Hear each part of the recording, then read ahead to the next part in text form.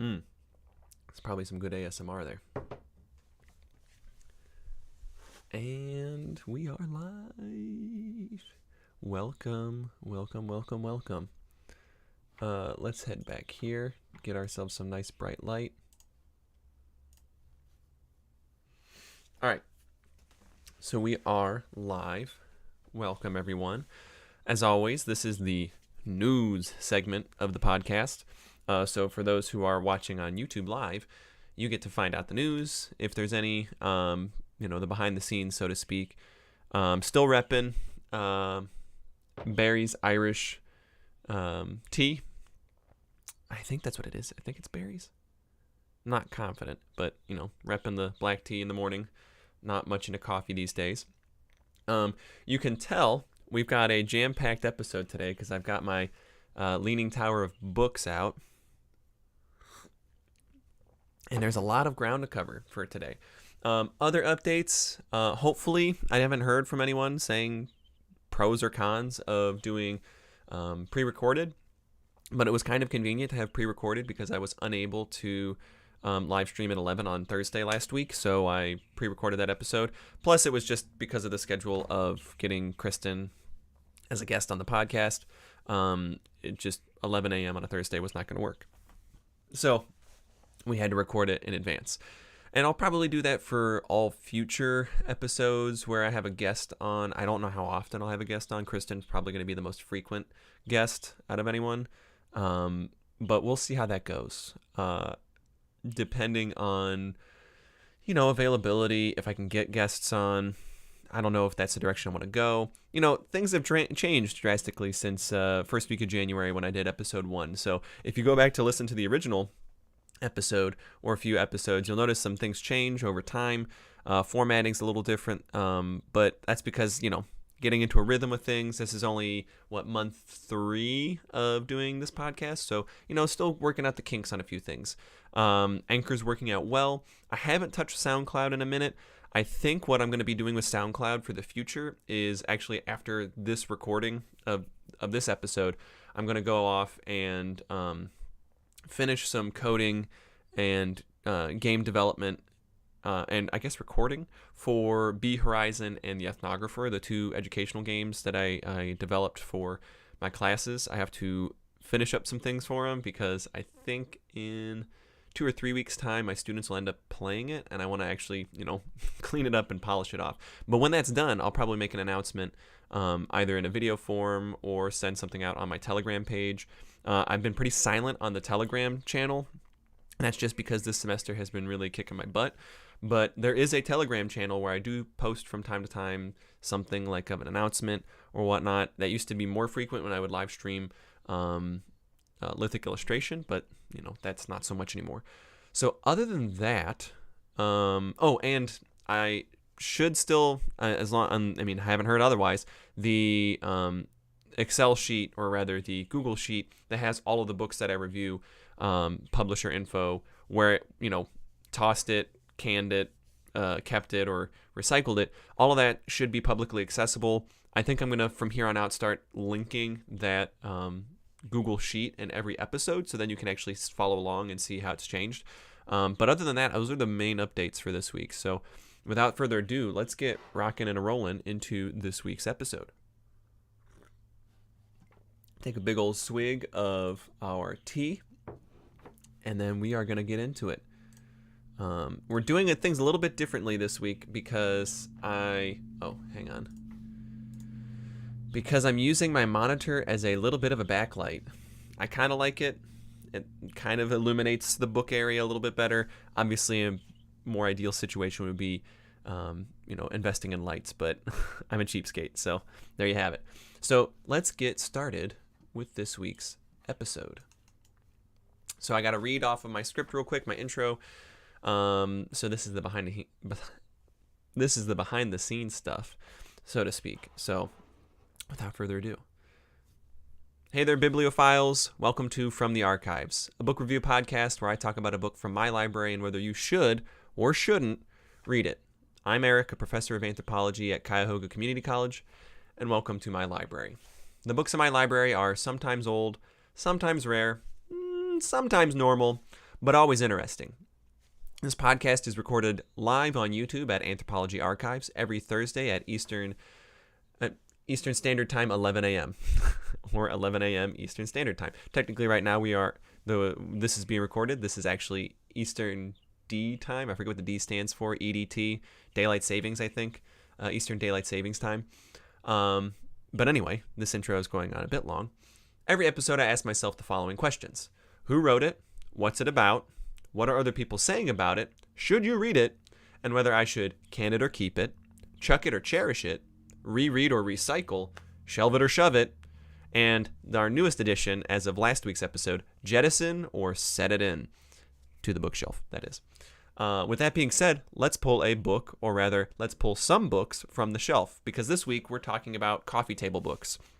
So I wanted to dedicate an episode, sort of how I did an episode on dictionaries, and I'm planning on doing an episode on atlases and maps, so to speak. We'll see how that one looks like. And there'll be, from time to time, these episodes where we talk about a genre, or I guess you could say type of book. So this week we're talking about coffee table books. So I had to do a little bit of research in advance so that I could, I thought I knew what a coffee table book was, but you'd be surprised at what you can learn about a coffee table book.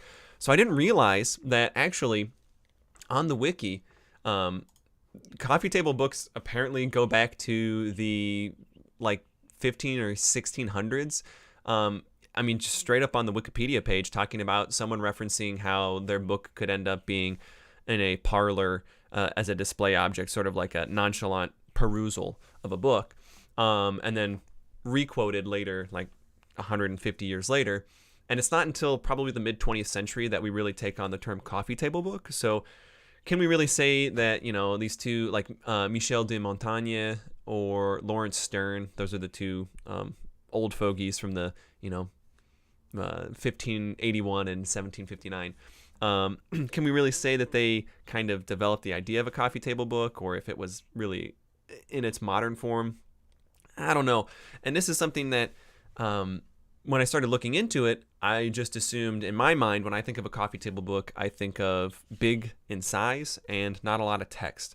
And that seems to be the general consensus from what I was able to find in my research, is that it's predominantly based on folio and quarto publishing size, which, I'm not a book publisher. I just like to review books, so I had to look up what that meant. And apparently a folio size is 12 inches by 19 inches, and a quarto is 9.5 by 12 inches. So, slightly larger than a piece of paper, or almost double the size of a piece of paper in size. Now, I think I have a large enough sample size here of coffee table books that I can kind of review these books in two ways. One, in how good of a coffee table book they are, and two, how good of a book in general they are. Because I think the difficulty with a coffee table book is, and this is something else that I thought was interesting, is it's used as a pejorative, sort of like you wrote a coffee table book, it must not be very informative, because it's meant for, I think of obviously the coffee table, but the doctor's office, or, just for something for someone to peruse. And I really think that the coffee table book, I don't know, the era of the coffee table book might be going the way of the dodo. I don't really see a whole lot of people buying coffee table books for, functionally speaking, especially in the time of COVID, you're not having people over. They're not sitting and waiting for you or for anything. We have phones that we can scroll the internet on, so it's anything you'd want to learn from a coffee table book, you could in theory get on a phone. So really you could make the argument that a coffee table book brings you the benefit of, say, the larger size of the print. So then, your phone is only so big, you can't appreciate large photos on a phone. So I guess there is something to say, sort of like when people argue that going to the movie theater is dead because you can watch things from home. Well, unless you have a really souped up surround sound system and a screen that's, the size of a wall, sometimes that theater experience is something that you want to go for. Obviously a dialogue-driven book or a dialogue-driven movie, probably not much you're getting out of by seeing someone's head that's 15 feet tall. But, you know, a big action adventure movie, sure, that's something that a theater might enhance your experience with. And I guess maybe that's where the coffee table book's future lies. But let's get into these books. So I have 12 books here, and rather than like, you know, go through each individual book, I am going to put a link in the, I guess you'd call them the show notes. I don't know. I'm going to put in a link in the description to this Google Sheet that has all of the books that I've reviewed for this podcast, so that you can actually see all of the individual titles for these books. I'm going to call out obviously a few of them, but there's just too many books to really cover all of the ground with. But there's I think 12 of them. 1, 2, 3, 4, 5, 6, 7, 8, 9, 10, 11, 12. Yeah, 12 of them. And then I've got another one here that when I was speaking to Kristen about it, last week's guest, it definitely felt like this 13th book wasn't really a coffee table book, but I think it also raises the question of, can we better define a coffee table book? So let's start with that one. And that one, oh, holy cow. Now, normally I slam these down on the table, but I had to get my sip of tea there. I think this could, like, you know, shatter eardrums with its size. So I'm just going to, like, a centimeter off the table. This thing's got to weigh, like, I don't know, 5+ pounds, maybe? I don't know. I didn't weigh it, but this thing it's got heft to it. Like, you could use this as a weight in, you know, exercising. It's Harry Potter Page to Screen, The Complete Filmmaking Journey by Bob McCabe. And this thing is unwieldy. And I think it categorically cannot be called a coffee table book. You can hear the strain in my voice as I hold it up there, because of its weight, and because it just, like, I guess when I think of a coffee table book, the whole point of it is you want to quickly pick it up. It's, you know, you've got 5 to 10 minutes, like in a doctor's office waiting room, or you're waiting for someone. It just seems sort of like a time filler and not something that you're really taking a deep dive into something. Whereas this book is like, if you are a Harry Potter fan and you love the movies and the books, this was published in 2011. So this is like right after the last movie came out, because I think the last movie came out May of 2011, I think. Yeah. Not that I went to it dressed as a character or anything. I did. But yeah, if you're a fan of it, like, it's got immense details in there, as well as like really large print, you know, pictures and whatnot. And it's just very text heavy. So I don't know if you can see that from the camera. We should probably switch back to full screen mode here for you. But it's got lots of text with these pictures, and it just seems like the amount of text that's in this book does not warrant a book of this size. So it's trying to do, you know, I think too much. So as far as coffee table books go, I can't really consider it a coffee table book, but I mean, I have to throw it in here because I guess it's in the same category, because it's I think it's folio size. I didn't measure it, but I mean, it's in the size category, at least in print size, but it's just too unwieldy. Like, you know, you put this out on a doctor's office, and you're not picking this up. You're not going to necessarily have the time to sit down and read it. Like, I just, who reads a book like this cover to cover? You know, I mean, shoot, we've got, and I know I'm being really critical of this, but it's over 500 pages. Over 500 pages. Categorically not a coffee table book. This is, like, I would argue closer to like a reference or a dictionary, or something that you refer to, but you do not read like a normal book, and you do not read like a coffee table book. It's somewhere in between. So that's where I would put, oh my gosh, that book is this sort of nebulous area where it's not quite, it's not quite a, okay, yeah, we're still live. I was worried there. I was looking over and my timestamp froze, so I was like, uh-oh, did I lose connection there? It's not quite a coffee table book, in my opinion, because, like I said, a coffee table book, there's no substance to it, right? Like, you don't get a coffee table book for its substance. You get it for the pretty pictures or the large size, because what's the point of printing something larger than a sheet of paper if it's text, right? Or at least that's my thinking behind it. So what I wanted to transition to is what I think, at least of the books that I have in front of me, is the most quintessential coffee table book. And I have a few reviews to read from some of these for some of these books as well. I don't have any for the Harry Potter book, but there is a review for Jungles by Franz Lanting. So this is, in my opinion, like, this is quintessential coffee table book. I mean, it's got the right size. Yeah, it's a bit hefty. I think it's a bit thick as well. Granted, it's not a children's book, because I feel like a children's book would be even thinner than this. But I mean, flipping through it, it's literally just pictures. I think there was like maybe 3 pages of text inside of the thing, you know, or a blank page to give a detail about the photo. I mean, there's no context really to much of it. I mean, he's grouped it into some categories, I guess, like there's chapters, but I mean, come on. When it literally just opens up with like photos, like there's no copyright page or publishing info. I think that's also a dead giveaway of like, what kind of book are you?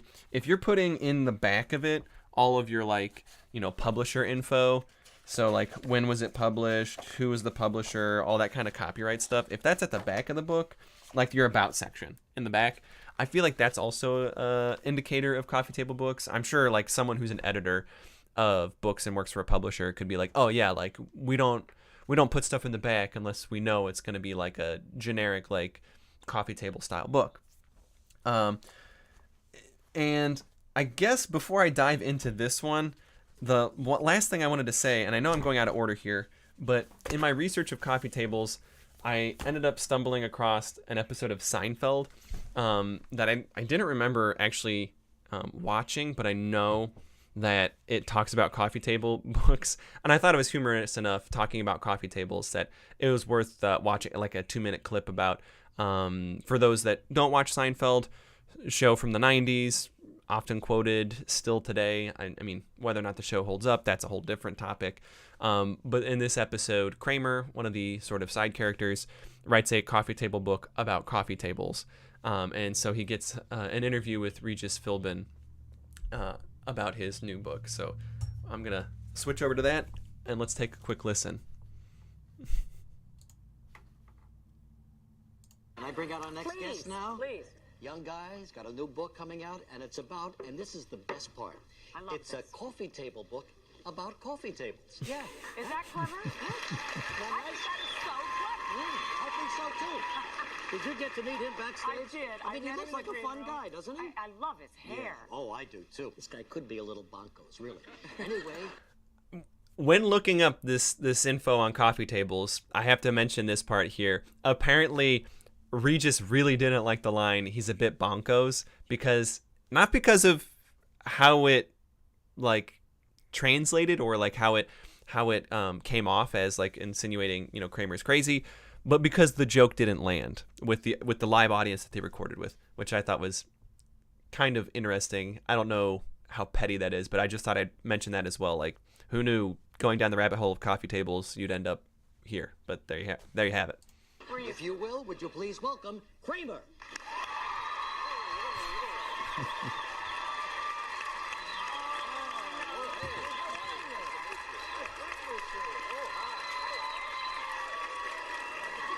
Oh, jeez. Yeah, I feel like a joke like that, I don't know if it would be 2021.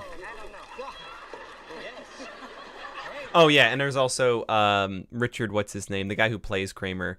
Whoa, what a great freeze frame I did there. Yeah, he said some distasteful racial jokes, and I believe he has since been canceled. I don't know. I haven't heard about him since Seinfeld. But yeah, there's all sorts of things we could talk about with Seinfeld, but because we're talking about coffee tables, I thought I'd throw this clip in as well. Sorry, I keep interrupting. I should let it play. So, coffee table book about coffee tables. Yeah. Where'd you come up with this idea? Well, I'll tell you, Regis. Actually, this is a true story. I was skiing at the time. You know, when I'm skiing, Kramer, I'm trying not to kill myself. You're writing books. Yeah. Well, now, you kids don't go out and try that. You stay in school. Have you always had an interest in coffee tables? Because really, I love coffee tables, Oh. and I thought I was the only one. See, the beauty of my book is, if you don't have a coffee table, it turns into a coffee table. Obviously, for the people watching the live stream, they can see everything that's going on here. But I'm only just now realizing, this is a podcast, so some people might be just listening. The joke that I said didn't hold up was Kramer came in and kissed on the lips the co-host. The woman's name is escaping me, but the female co-host, he kissed her on the lips. Like I said, I don't think that would fly in a 2021 sitcom today. I don't know. You can correct me if I'm wrong on that one. And then the joke being he unfolds on the coffee table book 2 sets of legs, so now your coffee table book is a coffee table, a little tiny table.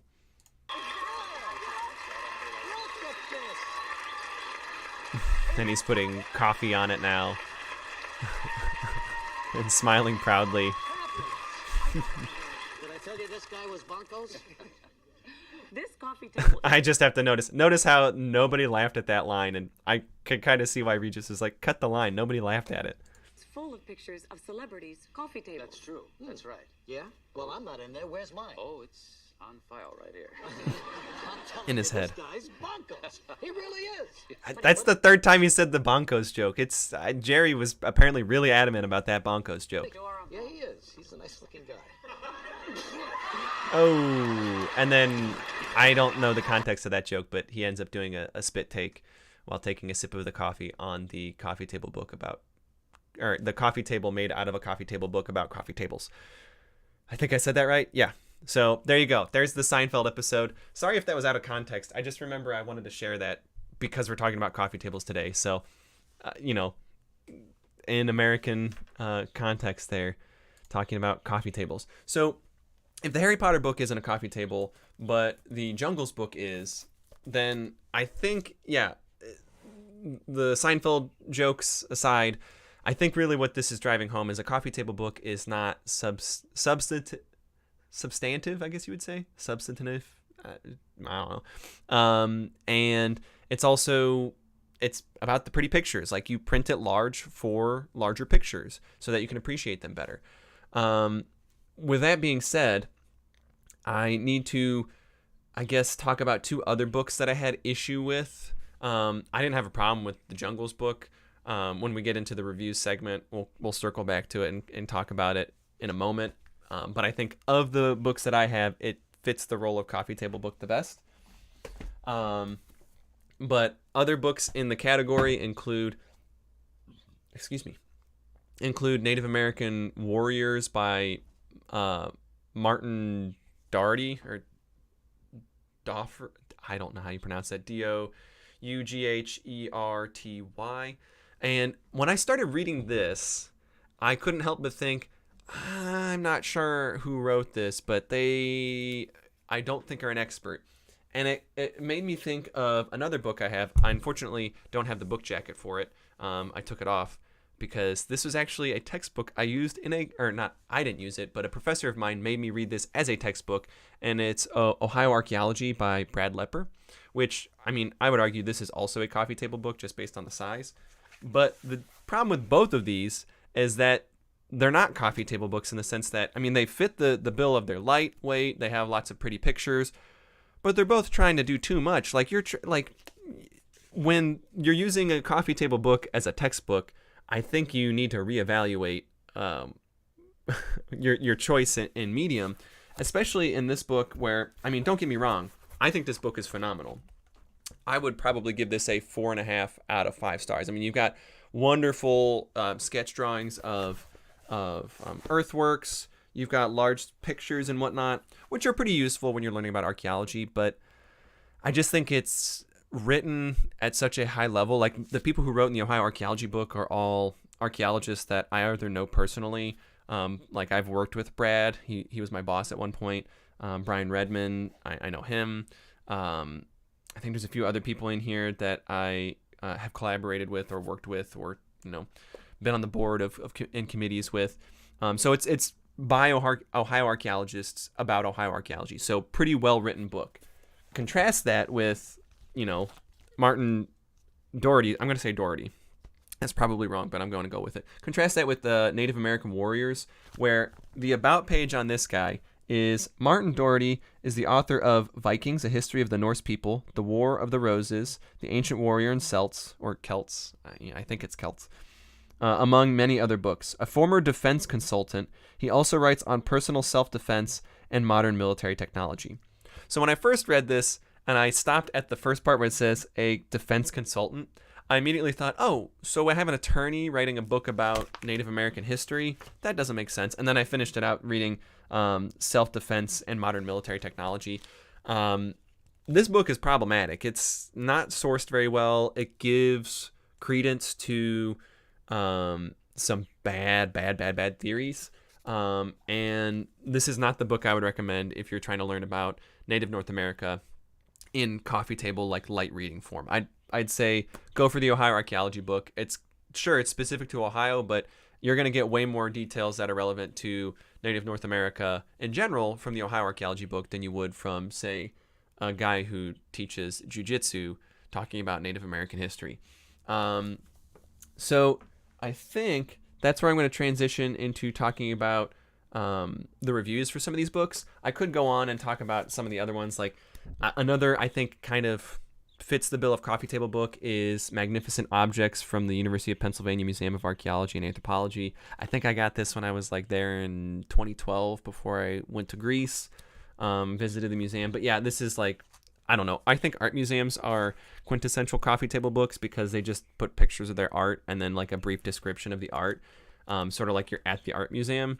But so I guess it fits the bill. It's a good coffee table book, but as far as a book goes, and I guess that raises a larger question of like, can you really, if it's a good coffee table book, then I don't think you should really review it as a book. So sort of like Native American Warriors, bad coffee table book, and also a bad book on its own, independent of if it's a good coffee table book. Whereas Ohio Archaeology, bad coffee table book, but good as a book for its content. So good content, bad at being a coffee table book, right? So like I wouldn't put this in a doctor's office and tell you to read the Ohio Archaeology book, right? But as far as content goes, I thought it did well. And I think that was basically how I felt about most of these. Like for some reason I ended up with a book about scrimshanders, which is the art of carving. Oh, that one has naked ladies on it. Probably shouldn't show that one. The art of carving whale teeth and whale ivory and whatnot. And this is written in the 1970s, so it's like, oh man, they're trying to stop the illegal ivory trade. And it's just very interesting reading someone's perspective on ivory in the 1970s when it was starting to be banned. And how it's like, oh, this is a disappointment. People trying to make this beautiful artwork. And I'm like, okay. I'm sure to someone this is a really interesting deep dive. But again, it's a little too detailed, I think, in some areas. Really interesting artwork nonetheless. So like if this is your jam, this is your jam, but it just wasn't my jam. I'll say jam one more time. Jam. Yeah, so those are the books in a nutshell, talking about coffee table books. So large print, lightweight, not very in-depth, very general, like I'm going to go to the doctor's office. I think that fits the bill for a good coffee table book. So let's transition into talking about, or rather looking at what other people said about these coffee table books. So for the Jungles book, and I guess I should pull it up here so then you can see, at least on my end. For Jungles, there was only one written review that I could find. On Goodreads, I didn't find anything elsewhere. And this is by Ipatios Varelas. I think I said that right. This is from February 8th, 2020. And this is what Mr. Varelas has to say. 3 out of 5 stars. It's the only written review, 93 total ratings, 4.53 out of 5 stars of the 93 ratings. So he says, an interesting collection of documentary photos, which the photographer tried to organize in 4 different portfolios. Most photos are interesting, a few are boring, and only a couple really captured my attention. Okay, I understand that to take such shots is not an easy thing to do, but I'm not thinking of this when looking at pictures. I only care about how they affect my thoughts and feelings, and those photos are rather average in such terms. The quality of the paper and printing is good. Most of the photos are not really sharp, and and the subject is interesting, but the artistic value is low. I can guess that this is due to the fact that the pictures were taken either as part of specific projects, not one, either at the photographer's, quote, free time while at work, and trying to fit them into 4, quote, stories is artificial and not working well. Anyway, it's an aesthetically pleasant book, so I'm happy to give 3 stars, but not more, for the reasons I have already explained. Probably nice as a coffee table book. Haha, he used the word coffee table book, which I was happy to see. And when he put that in there, I guess it made me look closer at the book. I thought it was like, oh, this is a decent enough coffee table book. But, this critical lens got me double checking myself. And I was like, you know what? He's right. The photos aren't that great in this coffee table book. And you probably can't tell if you're looking on the live stream, but there's this red splotch in one of these centerfold photos where it's clearly a print medium, because this is an older published book. I think this came out in 2007, so I think he was using film. But there's a red splotch. Clearly, that was a mistake either in the development phase, whether that's developing the film or doing prints or whatnot. But clearly, it's highly grainy in a few of these shots and not very crisp or focused, as he said, sharp. So yeah, it got me thinking like, oh, you know what? Like, it is just photos, but the photos aren't amazing. So it's like, even when it's got no text to back it up, and I guess that also raises the question of like, I think some of these photos work really well when they are just on a single page, but when you have them split down the middle, I don't know. For me personally, that split in the spine for a large photo kind of ruins it for me. I feel like a lot of this stuff would have been better like hung up in an art exhibit or an art museum rather than having it as like a coffee table book. So, it got me questioning like, I don't know. So this one's definitely going to the book bin. I give it a solid 2 out of 5. I pretty much almost all of these got a 2 out of 5, except for Ohio Archaeology. I give that one a 4.5 out of 5. And my reasoning behind that is I couldn't give it a 5 out of 5 because I didn't feel like it was broad enough that everyone should read it, but I felt like it was a like go-to source. It was the source for general knowledge on Ohio archaeology. Like, there's not really any alternatives out there unless you want to, become a professor of archaeology in Ohio. This is sort of like your primer on Ohio archaeology. So I have to give it a 4.5 out of 5, even though Goodreads only lets me do whole numbers. I'd say 4.5 out of 5. Jungles, 2 out of 5. Same for pretty much all of these other books is 2 out of 5. I mean, they get the job done, but it's a coffee table book. So unless it's like your jam, as I've said before, unless it's your thing, I don't really see a need for people to have to go out and get these coffee table books. So I can't in good conscience really give them anything higher than 2s unless they're, not really good coffee table books and they're good books in general, like Ohio Arc. But that's the only one that sticks out in my mind. The rest of them all got 2s. I think I might have given one of them a 2.5, which means I kind of have to now talk about the Ohio Archaeology book, right? Let's check out the Goodreads. If we go to Goodreads, we can see that there are 50 ratings, 11 written reviews, 4.2 out of 5 stars. And as you can see as I'm scrolling, for those who are watching, the reviews are quite lengthy. Most of these written reviews are 5-star reviews, so there's not really anyone to give you a counterpoint, at least on Goodreads, to my 4.5 out of 5s. Like, obviously, I try to pick reviews that are opposite of my own, so you get a different perspective on these reviews. But the general consensus of the reviews is that this is a pretty good book. Quite interesting and accessible history of prehistoric Ohio. Very cool, which is what Aaron Ruggiero said on July 15th, 2017. But if I jump over to Amazon, there's one, I guess you could say, quote, critical review by Francesca from November 10th, 2014. I'm assuming it's a she. I could be wrong, but we'll just say they. They wrote, shipping was fine, so nothing wrong with the seller. But the book itself is what I would call, quote, grade schoolish, mainly because of the big font and pictures. Kind of boring, which is a shame for this fascinating subject. I kind of feel like that's the point, though, is that the Ohio Archaeology book, I mean, I see this in Barnes & Noble and in bookstores all the time because it's like, it's about Ohio, so I like how I'm showing the book to the live streamers as if it's anything other than a plain, solid black, hardbound book. The book jacket looked cool, but the book jacket, because I was using it as a textbook, got chewed up because I kept flipping it open. It kept getting thrown in my backpack, so I just had to chuck the book jacket.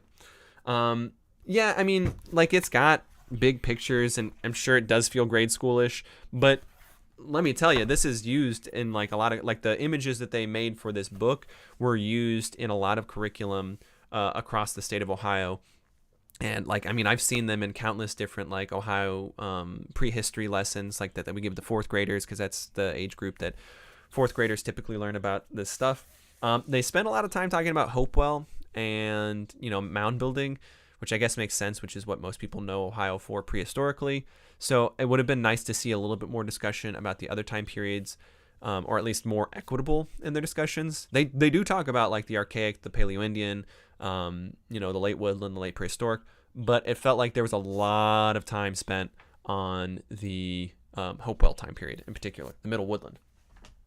So, yeah, like I said, 4.5 out of 5 on that book. And I know I'm kind of bouncing around here, but I mean, there's 12 books to talk about, coffee table books. I'm not even mentioning like, you know, honorable mentions, I guess you could say.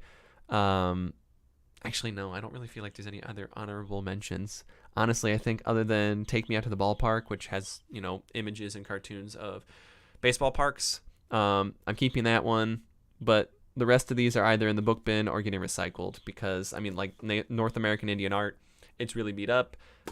You know, my local library didn't want it, so if they didn't want it, then that tells me a little bit about it.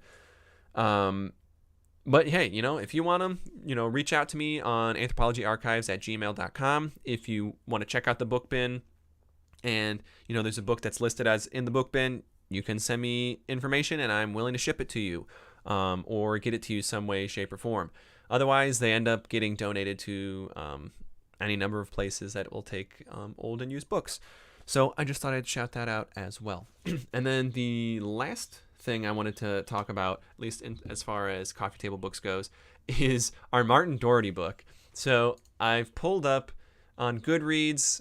His author description is: hailing from Northeast England, Martin Doherty is a professional writer specializing in military history. He has been at times a game designer, an engineer, a self-protection instructor, a teacher, and a defense analyst.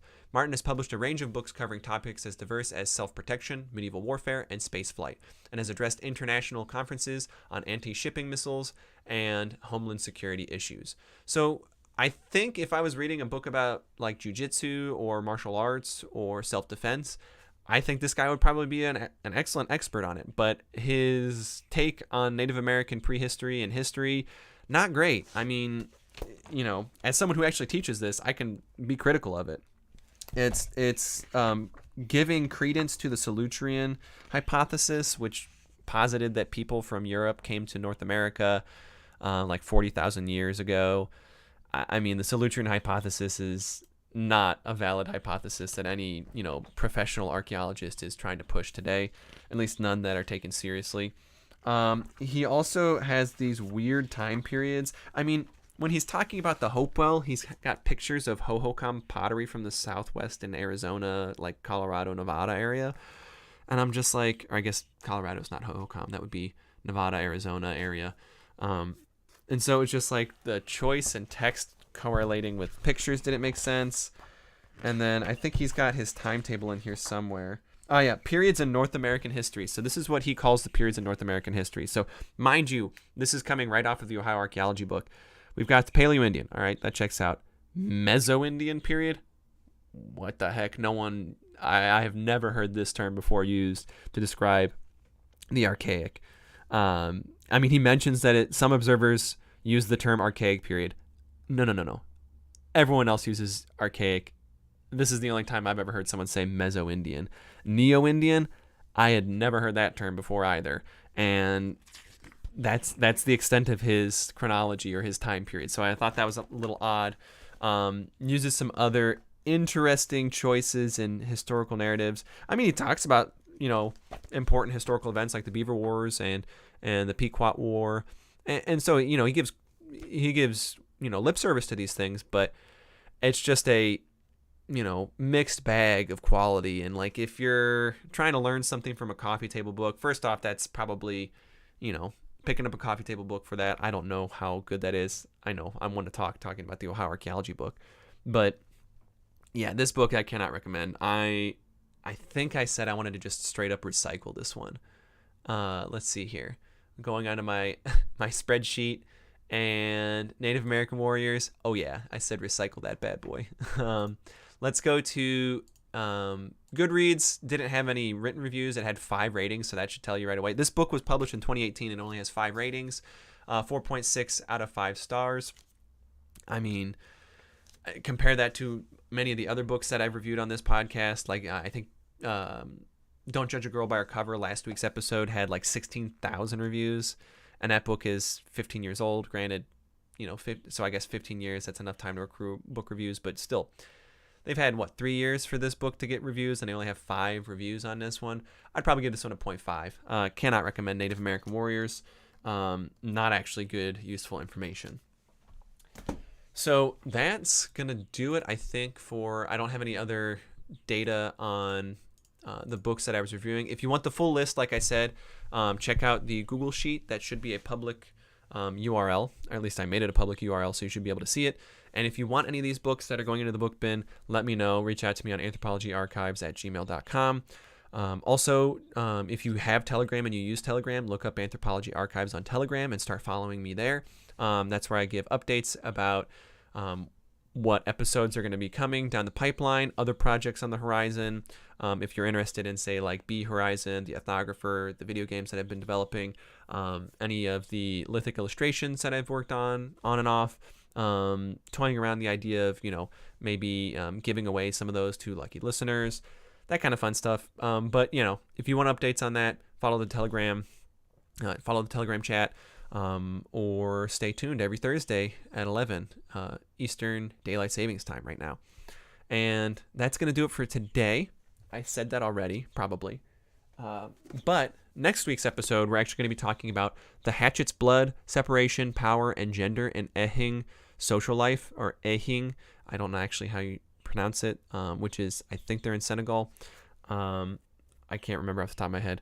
I swear I read this one, or at least I'm halfway through it. I'll have it read for next week's episode. By Mark Schloss. This was published in the 1980s. So The Hatchet's Blood, that's going to be next week's episode.